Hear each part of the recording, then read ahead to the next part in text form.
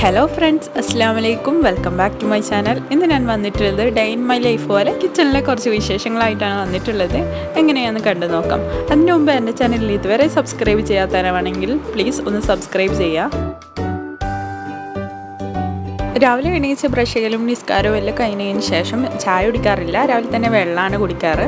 അതിലെ വെള്ളം കുടിച്ച് കഴിഞ്ഞിട്ട് കുറച്ച് ടൈമും കൂടി കിടക്കാറുണ്ട്. ഇന്ന് നല്ല മഴയാണ്, മഴ നിന്നിട്ടേ ഇല്ല. ഇന്ന് എല്ലാവരും സ്കൂളിലേക്ക് പുതു ബാഗ് പുതു കുടയായിട്ടെല്ലാം പോകുന്ന ടൈമിന് നല്ല മഴ, സ്കൂളും ആയിരിക്കില്ല. മോനാണെങ്കിൽ നല്ല ഉറക്കിലാണ്, എണീച്ചിട്ടില്ല. ബ്രേക്ക്ഫാസ്റ്റിന് പുട്ടും കടലയും ഉണ്ടാക്കാമെന്ന് വിചാരിച്ചത്. അതുകൊണ്ട് രാത്രി തന്നെ കടല നമ്മൾ സോക്ക് ചെയ്ത് വെച്ചിട്ടുണ്ടായിന്.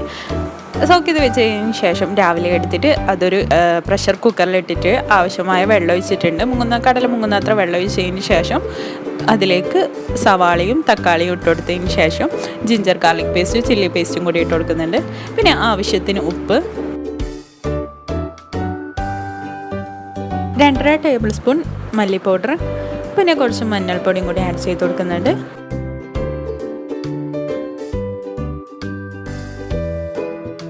ഇതൊക്കെ ഒന്ന് മിക്സ് ആക്കിയതിന് ശേഷം നമുക്ക് മൂടി വെച്ചിട്ട് ഇതൊന്ന് വേവിച്ചെടുക്കാം.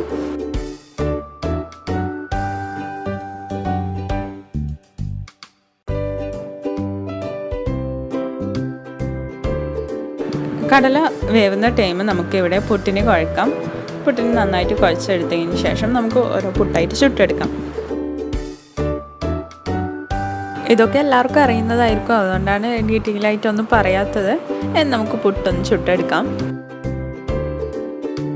പുട്ടിൻ്റെ കുറ്റിയിൽ നമുക്ക് ഇതുപോലെ കയ്യിൽ കുറച്ച് പുട്ടുപൊടി എടുത്തിട്ട് ഇട്ടുകൊടുത്തിട്ട് നിങ്ങളനുസരിച്ചിട്ട് ഒന്ന് കയ്യിൽ ഒരു പിടി മതി. അതിനുശേഷം നമുക്കൊന്ന് അതിൻ്റെ മേലിൽ കുറച്ച് തേങ്ങ ഇട്ട് കൊടുക്കാം. എന്നിട്ട് വീണ്ടും പുട്ടിൻ്റെ പൊടി അങ്ങനെ ഓരോന്നായിട്ട് ഇട്ടുകൊടുത്തിട്ട് നമുക്ക് മുകളിൽ വരെ ഫില്ല് ചെയ്ത് കൊടുക്കാം.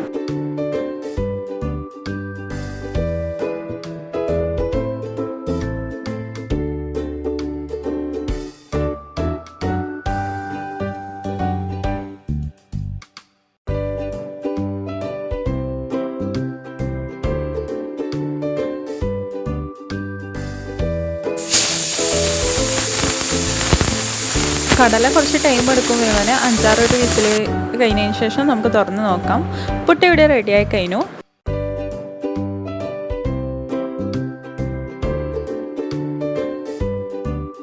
അടുത്തത് കറിയിലേക്ക് നമുക്ക് കടുകൊക്കെ കാച്ചി ഒഴിക്കാം. അതിനുവേണ്ടി ഇവിടെ ഞാൻ ഓയിൽ വെച്ചിട്ടുണ്ട്. ഓയിൽ നന്നായിട്ട് ചൂടായതിന് ശേഷം 1 സ്പൂൺ കടുക് പൊട്ടിച്ചെടുക്കാം. അതിലേക്ക് വറ്റൽമുളകും കറിവേപ്പിലയും ഇട്ട് കൊടുക്കാം. ഇട്ടതിന് ശേഷം നമ്മൾ കറിയിലേക്ക് ഒഴിച്ചു കൊടുക്കാം. കടലക്കറിയും റെഡിയായി കഴിഞ്ഞു. നമുക്ക് ഇതൊക്കെ കഴിച്ചതിന് ശേഷം ബാക്കി പണിയെടുക്കാം.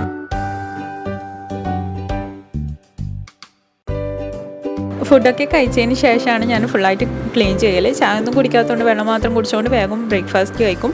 അത് കഴിഞ്ഞിട്ടാണ് ബാക്കി ക്ലീനിങ് ഒക്കെ കഴിഞ്ഞതിന് ശേഷം മോനെ പഠിപ്പിക്കാനിരുന്നു. മോനെ പഠിപ്പിക്കാമെന്ന് പറഞ്ഞു കഴിഞ്ഞാൽ ഇപ്പോൾ ഓൺലൈൻ ക്ലാസ് ആയതുകൊണ്ട് എല്ലാവരും ഫോൺ എടുത്തിട്ട് ഓരോ ബുക്കും നോട്ടെല്ലായിട്ട് പഠിക്കാനിരുന്നേരം എനിക്കും പഠിക്കണമെന്ന് പറഞ്ഞിട്ട് അങ്ങനെ മോൻ്റെ കൂടെ കുറച്ച് ടൈം സ്പെൻഡ് ചെയ്തു. അവനക്ക് ഓരോന്നും പറഞ്ഞു കൊടുക്കാനൊക്കെ പിള്ളേരും ഉണ്ട്, അതിനിടയ്ക്ക് ഇങ്ങനെ പറഞ്ഞു കൊടുക്കുകയും ചെയ്യുന്നുണ്ട്.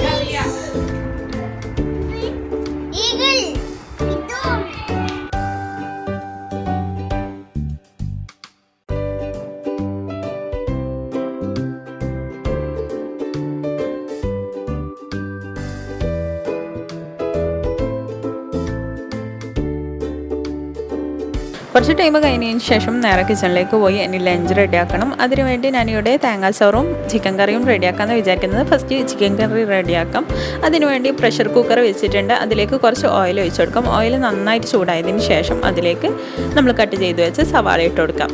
സവാള നന്നായിട്ട് വഴന്ന് വരട്ടെ. സവാളക്ക് ആവശ്യമായ കുറച്ച് ഉപ്പ് ആഡ് ചെയ്ത് കൊടുക്കാം. ഉപ്പിട്ടിട്ട് നന്നായിട്ട് വഴറ്റിയെടുക്കാം. സവാള കളറൊക്കെ മാറി നന്നായിട്ട് വഴന്ന് വന്നിട്ടുണ്ട്. ഇനി ഇതിലേക്ക് കുറച്ച് ജിഞ്ചർ ഗാർലിക് പേസ്റ്റ് ചില്ലി പേസ്റ്റും കൂടി ആഡ് ചെയ്ത് കൊടുക്കാം. ആഡ് ചെയ്തതിന് ശേഷം ഇതിലേക്ക് കഴുകി വൃത്തിയാക്കി വെച്ച് ചിക്കൻ ഇട്ട് കൊടുക്കാം. ചിക്കൻ ഇട്ടിട്ട് നന്നായിട്ടൊന്ന് മിക്സ് ചെയ്ത് കൊടുക്കാം. ചിക്കനും മസാലയും നന്നായിട്ട് മിക്സ് ആക്കിയതിന് ശേഷം ഇതിലേക്ക് 2 ടേബിൾ മല്ലി പൗഡറും 1.5 ടീസ്പൂൺ ചില്ലി പൗഡറും കൂടി ആഡ് ചെയ്തതിന് ശേഷം നന്നായിട്ടൊന്ന് മിക്സ് ചെയ്ത് കൊടുക്കാം.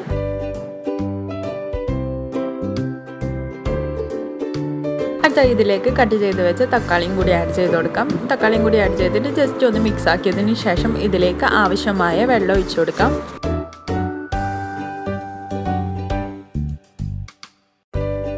വെള്ളം ഒഴിച്ചതിന് ശേഷം മൂടി വെച്ചിട്ട് 2 വിസിൽ വരുന്നവരെ വെയിറ്റ് ചെയ്യാം. ആ ടൈം കൊണ്ട് നമ്മൾ ചിക്കൻ നന്നായിട്ട് കുക്കായി വരും. അടുത്ത നമുക്ക് തേങ്ങാച്ചോറ് റെഡിയാക്കാം. അതിനുവേണ്ടി ഒരു പാത്രം ഞാൻ ഇവിടെ വെച്ചിട്ടുണ്ട്. അതിലേക്ക് 1 ടേബിൾ സ്പൂണോളം ഗീ ഒഴിച്ചു കൊടുക്കാം. ഗീ ഒഴിച്ചതിന് ശേഷം ഇതിലേക്ക് കുറച്ച് സ്പൈസസ് ഇട്ട് കൊടുക്കാം. ബേ ലീഫും പിന്നെ ഏലക്കയും പട്ടയും ഗ്രാമ്പും ഇട്ട് കൊടുത്തിട്ടുണ്ട്. ഇതിലേക്ക് ഒരു ചെറിയ ഉള്ളി ചെറുതായി കട്ട് ചെയ്ത് വെച്ചതും കൂടി ആഡ് ചെയ്തിട്ട് ജസ്റ്റ് ഒന്ന് മിക്സ് ചെയ്ത് കൊടുക്കാം. ഞാനിവിടെ എടുത്തത് പൊന്നിയരിയാണ്. സാധാ ചോറ് വെക്കുന്ന അരിൻ്റെ ഒരു നേരിയ ടൈപ്പിലുള്ള അരിയാണ് എടുത്തത്. ഇത് കഴുകി വൃത്തിയാക്കി വെച്ചിട്ടുണ്ട്. അടുത്തത് നമ്മൾ ഇതിലേക്ക് ആഡ് ചെയ്യാൻ പോകുന്നത് മെയിൻ ഇൻഗ്രീഡിയൻ്റായ തേങ്ങാപ്പാലാണ്. നമ്മൾ 1 കിലോന് അരിക്ക് 1.5 തേങ്ങയുടെ പാലാണ് എടുത്തത്. നല്ല കട്ടിയുള്ള പാലാണ് എടുത്തത്. ഇത് നമുക്ക് ഇതിലേക്ക് ഒഴിച്ചു കൊടുക്കാം.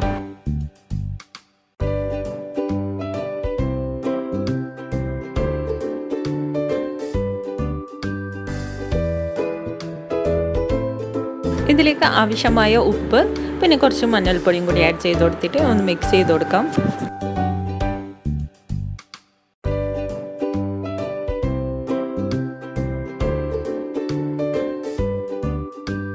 മിക്സ് ആക്കിയതിന് ശേഷം കഴുകി വൃത്തിയാക്കി വെച്ച അരി നമുക്ക് ഇതിലേക്ക് ഇട്ട് കൊടുക്കാം.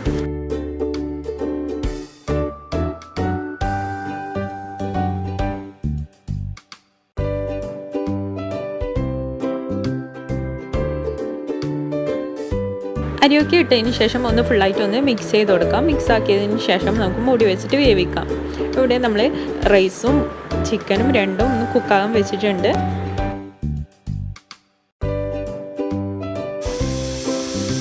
ചിക്കൻ ഏകദേശം കുക്കായിട്ടുണ്ടാകും. 2 വിസിൽ വന്നിട്ടുണ്ട്. ഇനി ഇത് നമുക്ക് തുറന്ന് നോക്കിയിട്ട് ചിക്കൻ വെന്തോ നോക്കാം.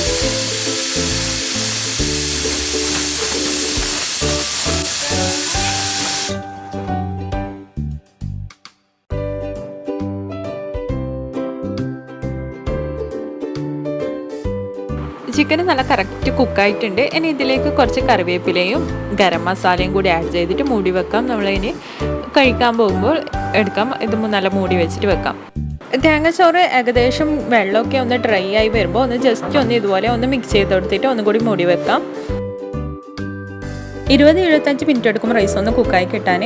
എൻ്റെത് ഇപ്പോൾ 20 മിനിറ്റ് എടുത്തിട്ടുണ്ട് കുക്കാവാൻ. അത് ഓരോരുടെ അരിക്കനുസരിച്ചിട്ടായിരിക്കും, അരിയുടെ വേവ് അനുസരിച്ചിട്ടായിരിക്കും ടൈമൊന്ന് നോക്കാം. നിങ്ങൾ ജസ്റ്റ് നോക്കാം ടൈം കുക്കായിനൊന്ന്. കുളിച്ച് നിസ്കാരമൊക്കെ കഴിഞ്ഞതിന് ശേഷം നമ്മൾ ഫുഡ് കഴിക്കാൻ എല്ലാം റെഡിയാക്കി വെക്കാം.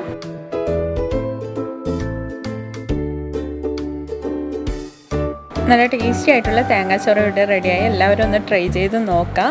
നിസ്കാരമൊക്കെ കഴിഞ്ഞതിന് ശേഷം നമ്മൾ ഫുഡ് കഴിച്ചു. എല്ലാവരും ഒരുമിച്ചിരുന്നിട്ടാണ് ഫുഡ് കഴിക്കാറ്. എല്ലാവരും ഒരുമിച്ചിരുന്ന് ഫുഡൊക്കെ കഴിച്ച്. തേങ്ങാച്ചോറിന് നല്ല കോമ്പിനേഷൻ ആയിട്ടുള്ളത് ബീഫ് കറിയാണ്. ബീഫ് ഇല്ലാത്തതുകൊണ്ടാണ് ചിക്കൻ വെച്ചത്. ചിക്കനും നല്ല ടേസ്റ്റിയാണ്. ചിക്കനും ബീഫാണ് ഇതിന് നല്ലൊരു കോമ്പിനേഷന്.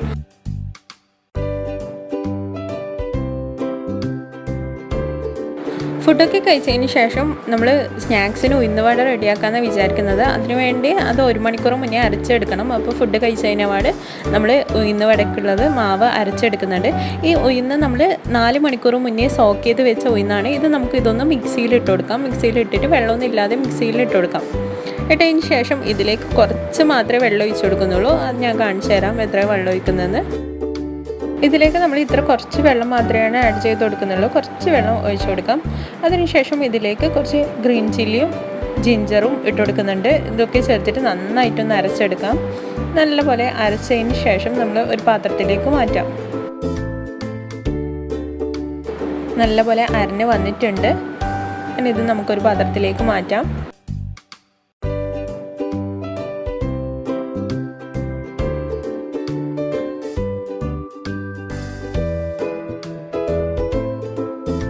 ഇതിലേക്ക് 1/2 ടീസ്പൂൺ ബേക്കിംഗ് സോഡ ആഡ് ചെയ്തിട്ട് നന്നായിട്ടൊന്ന് മിക്സ് ചെയ്ത് കൊടുക്കാം. നന്നായിട്ട് മിക്സ് ആക്കിയതിന് ശേഷം 1 മണിക്കൂർ നമുക്കിതൊന്ന് റെസ്റ്റ് ചെയ്യാൻ വെക്കാം.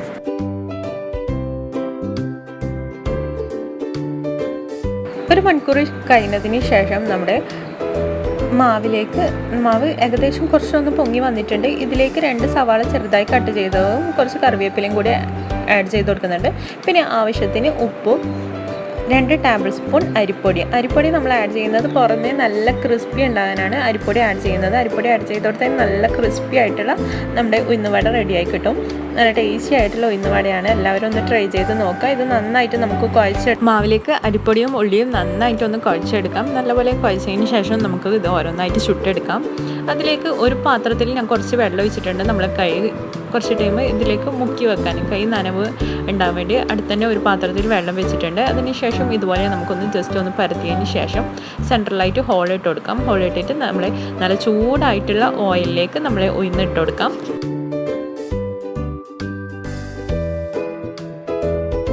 ചൂടോടെ കഴിക്കാൻ നല്ല ടേസ്റ്റിയാണ്. പുറമേ നല്ല ക്രിസ്പിയും ഉള്ളിലും നല്ല സോഫ്റ്റ് ആയിട്ടുള്ള നല്ല ടേസ്റ്റി ആയിട്ടുള്ള ഉഴുന്ന് വടയാണ്.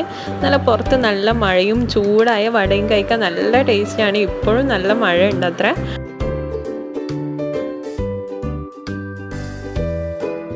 ഉഴുന്ന് വടയും റെഡിയായി. ഇത്രയൊക്കെയാണ് ഇന്നത്തെ വിശേഷങ്ങൾ. ഡേ ഇൻ മൈ ലൈഫ് എന്ന് പറയാൻ പറ്റില്ല, കിച്ചണിലെ കുറച്ച് വിശേഷങ്ങളാണ്. നിങ്ങൾക്ക് എല്ലാവർക്കും ഇഷ്ടമായി എന്ന് വിചാരിക്കുന്നു. ഇഷ്ടമായെങ്കിൽ ലൈക്ക് ചെയ്യാനും ഷെയർ ചെയ്യാനും മറക്കരുത്. Thanks for watching. Assalamu alaikum.